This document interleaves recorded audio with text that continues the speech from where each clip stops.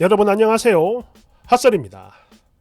이번 시간에는 돈 때문에 그런지는 모르겠는데 뭐 돈이겠죠 뭐. 사람이 되게 그러니까. 여하튼 오지랖이 태평양인 며느리 한 분 모시고 왔습니다. 제목 시어머니 임종 직전인데 신랑은 죽어도 안 봐! 이러고 있고 저 많은 재산 어쩌면 좋니? 원제 시어머니 임종 안 보겠다는 신랑. 제목 그대로입니다. 지금 저희 시어머니가 돌아가시기 직전인데요. 그럼에도 저희 신랑은 절대 죽어도 아니 죽은 뒤에도 안 본다며 버티고 있거든요. 그런데 이건 진짜 아니잖아요. 해서 이걸 어쩌면 좋을까 해서 급히 조언을 구하고자 이렇게 글 써봅니다. 최대한 짧게. 그리고 제가 아는 것만 쓸게요. 이야기가 좀 뒤죽박죽일 수도 있다는 점 양해 부탁드립니다. 현재 암 말기고요. 투병 중이신 저희 시어머니 항암 탓인지 가끔 신랑, 당신 큰아들이에요. 신랑에게 이유 없는 짜증과 더불어 소리를 지르곤 했습니다. 솔직히 제가 봐도 그래요. 좀 너무 심하다. 너무 하신다 싶긴 했지만 특히 악다구니 쓰면서 물건 막 집어던지는 거. 그래도 이거는 사람에게 죽음이 가까워 오니까 그게 무서우니까 그래서 그런 거라 생각을 하는데 신랑은 요지부동이네요. 용서를 안 해줍니다. 사실 저희 신랑은 아주 오랜 시간 본인의 어머니를 안 보고 살았어요. 참고로 저희 시어머니는 의사였는데요. 그런 직업을 가지신 분이 당신의 몸에 암세포가 자라고 있다는 걸 몰랐다는 게 뭔가 참 아이러니하긴 하지만 뭐 중도 자기 머리는 못 깎듯이 어머님 당신도 그러셨나 봅니다. 여하튼 의사로 살면서 프라이버시가 굉장히 강했던 어머님인데 당신의 남편, 즉 저희 시아버님만큼은 제대로 통제를 할 수가 없었나 봅니다. 뭐 통제라는 표현이 좀 이상하긴 한데 그냥 넘어가 주세요. 딱히 떠오르는 단어가 없네요. 그렇게 엄청난 가정폭력 그리고 가정불화를 동시에 겪어야 했었는데 문제는 그 화살이 늘 항상 언제나 그 집안의 장남인 저희 신랑에게만 집중이 된 거죠. 저희 신랑한테만 쏟아진 거예요. 신랑이랑 시동생이랑 얘기하던 걸 제가 들었어요. 그리고 어머님은 그걸 방관하셨다고 합니다. 난리가 나면 늘 둘째만 감싸고 신랑은 즉 큰아들은 그냥 방치를 하셨다고 하네요. 결국 이를 견디다 못한 저희 남편은 가출을 했고 그로부터 약 15년? 뭐 아무튼 저랑 결혼하기 직전 그때 어머님이 먼저 찾아와서 용서를 구할 때까지 그 긴 시간을 본인 혼자만 살았던 거예요. 물론 그 과정 중에는 결코 좋은 일이 없었죠. 당시 가출한 아들이 괘씸하다고 해서 어머님은 그 어떤 지원을 해주지 않았고 그러다 보니 한동안 저희 신랑 정말 힘들게 살았다고 합니다. 그리고 결혼할 때 뭔가 좀 주시려 했지만 신랑이 끝내 거부했고요. 여하튼 훗날 시어머니가 먼저 사과를 하셨고 그때부터 저희 신랑도 연락은 하면서 살았지만 그래도 어머님에 대한 정 같은 건 하나도 없었다고 해요. 그리고 다시 몇 년의 시간이 흘러 바로 오늘날이죠. 아까 말씀을 드렸다시피 어머님은 암에 걸리셨는데 그때 저희 신랑이 그랬습니다. 당신은 나를 낳아준 부모니까 자식된 도리는 할게요. 그리고는 당신의 병수발을 직접 하더라고요. 제가 도우려 했지만 계속 혼자 한다고 뭐 그렇게 했었습니다. 그랬는데 어머님이 이제 병과 항암 때문에 감정 기복이 심해져 있는 대로 짜증을 부렸고 그걸 본 저희 신랑은 그러지 마. 나는 딱 3번만 참을 거야. 라며 일종의 경고 같은 걸 했었는데 어머님은 그 경고를 묵살했어요. 또다시 있는 대로 짜증을 내셨습니다. 그것도 계속 말이죠. 솔직히 제가 보기에도 많이 심하긴 하셨어요. 그리고 저희 신랑은 경고 그대로 우리 앞으로 죽어서도 보지 맙시다. 라는 말을 끝으로 정말로 그랬어요. 당신과의 모든 연결고리를 진짜 한순간에 다 끊어버리더라고요. 저 진짜 그때 그거 보고 깜짝 놀랐습니다. 당연히 난리가 났죠. 특히 어머님은 막 울기까지 하시면서 싹싹 빌어 막 우시면서 싹싹 빌기까지 하셨는데 그럼에도 저희 신랑은 꿈쩍도 하지 않았습니다. 진짜 사람이 이렇게까지 냉정해지는 모습? 영화나 드라마 말고는 처음 보는 것 같네요.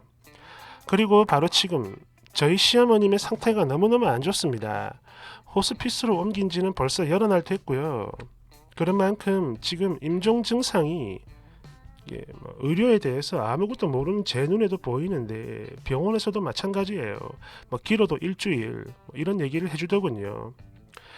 독한 약 기운에 계속 헛걸 보시고 힘도 없어서 말씀도 겨우겨우 하세요.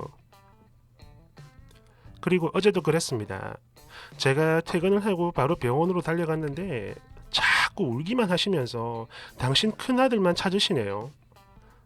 내가 우리 꽁꽁이한테 못해준 게 너무 많어. 그래서 가기 전에 재산이라도 줘야 하는데 내가 걔한테 많은 걸 얘기해줘야 한다. 그러니 에미니가 꼭 좀 데리고 와라. 에이? 등등등 이런 얘기를 아니 부탁을 계속 하시길래 그 자리에서 바로 통화를 했고 말을 전했거든요. 그랬더니 뭐? 엄마 돈? 그걸 내가 왜 받아? 필요 없어. 진짜 말이 안 통하더라고요. 그래서 이건 나 말고 어머님이 직접 말씀하시는 게 낫겠다 싶어. 그러니까 힘없는 목소리를 들으면 마음을 돌리진 않을까 하는 마음에 어머님 바꿔줄게 라고 말을 한 뒤에 바로 당신 귀에다 폰을 가져다 댔거든요. 그런데요, 이건 뭐 진짜 모자 간의 대화가 맞나 싶네요.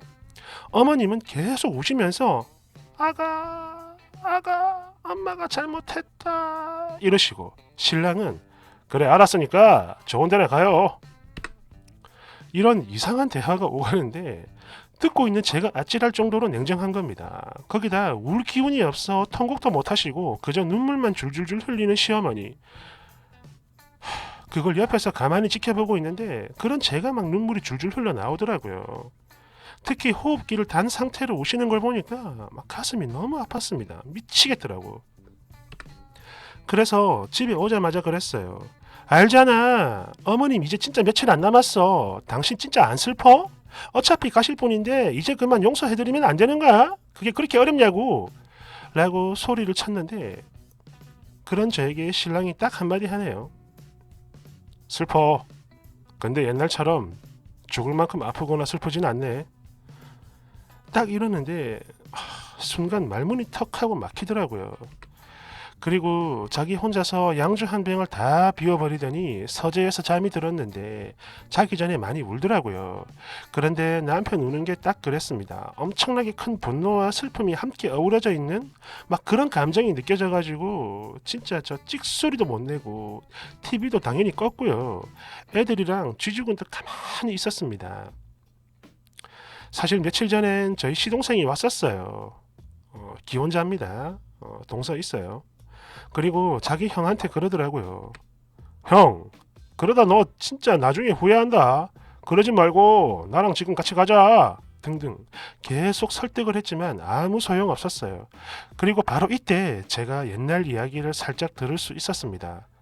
옛날에 내가 아버지한테 정말 죽도록 맞았는데 엄마는 단 한 번도 나를 구해주지 않았어. 네가 학교를 그만둔 것도 내 탓이라고 하던 사람이야. 나는 그 사람이 혐오스럽다. 그래 뭐 임마 너야 아파트도 받고 돈도 받고 생활비까지 아니 부모의 정을 다 받았지. 그런데 내가 받은 건 뭐요? 그냥 가라 가. 딱 이러니까 아무 말 못하고 그대로 물러가더라고요. 진짜라는 거죠. 정말 미치겠네요. 지금 저희 어머님 오늘 내일 하시는데 제가 뭘 어찌해야 하는 걸까요? 댓글 1번 이봐요. 이 정신 나간 아줌마야. 괜히 가운데서 설치지 말고 그냥 가만히 있어요. 그 고통 안 겪어본 사람은 절대 모릅니다. 그리고 이런 걸 보고 인과응보라고 하는 거예요. 가만히 있으라고. 2번 가만히 좀 냅둬요. 당신 남편이라고 지금 마음이 편하겠습니까?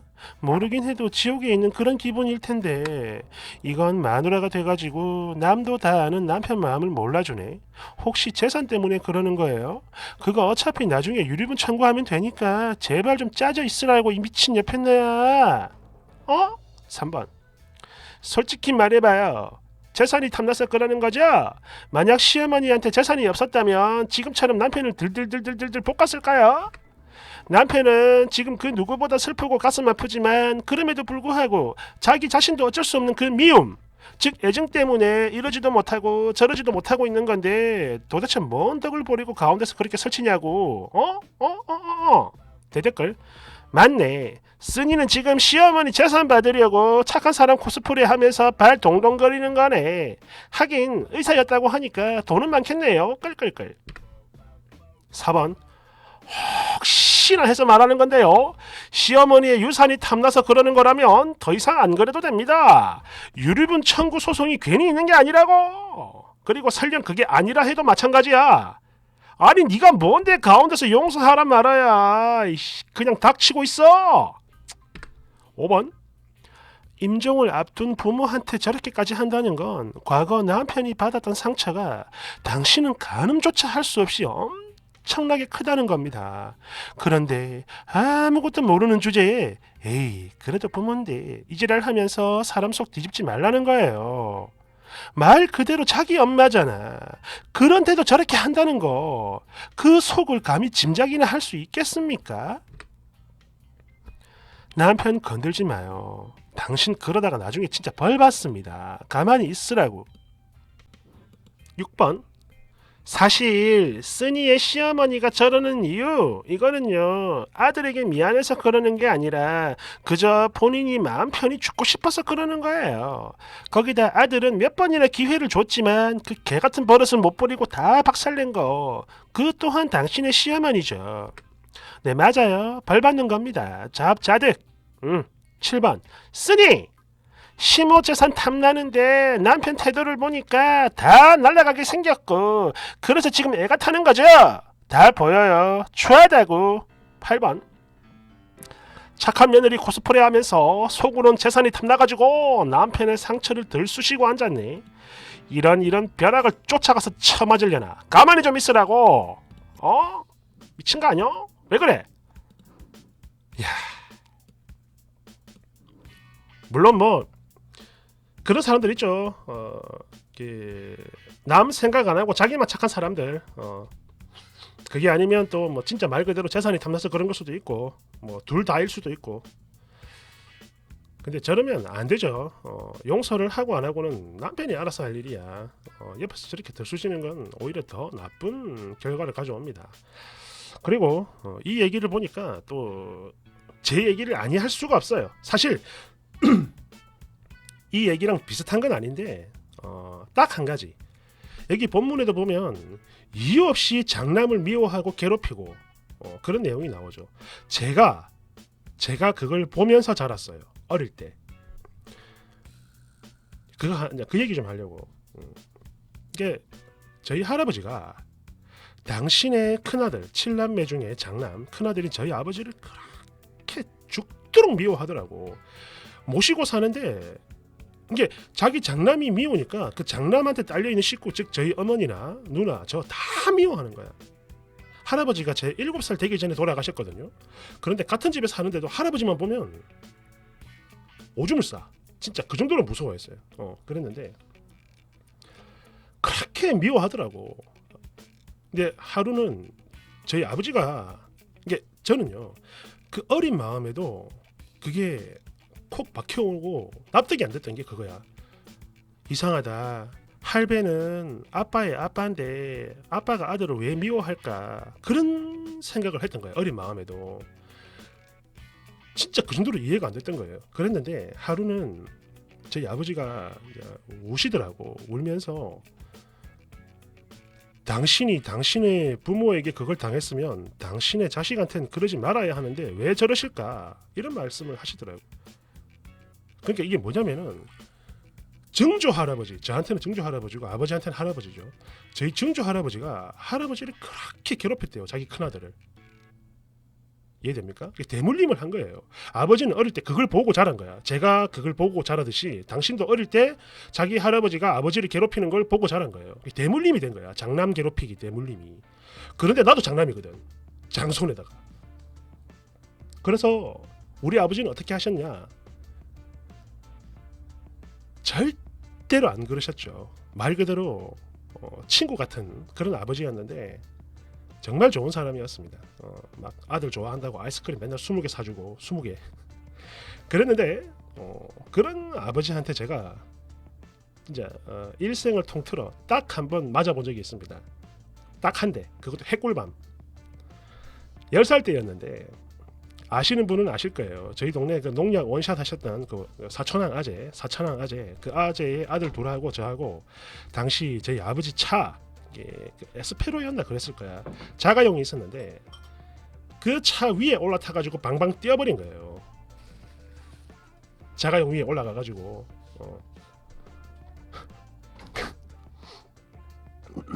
하루는 저희 아버지가 마당에서 분노를 하고 있는 거야. 아니 어떤 새끼가 이러면서 막 분노하고 있는데 이제 제가 그 옆에서 깐족거렸습니다. 나는 알지롱 아니 이거 아니야. 멜로디 노래를 불렀는데 노래가 정확히 기억나요. 나는 알지 이랬던 거야. 개 깐족깐족하면서.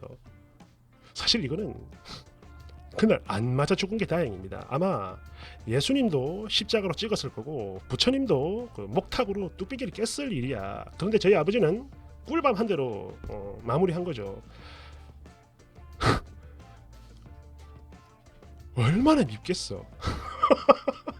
갑자기 얘기가 3000%로 샜는데 아무튼 그랬다고요. 이런 사람들이 있습니다. 이유 없이 미혼 자식, 고혼 자식을 두는 사람들이 있더라고.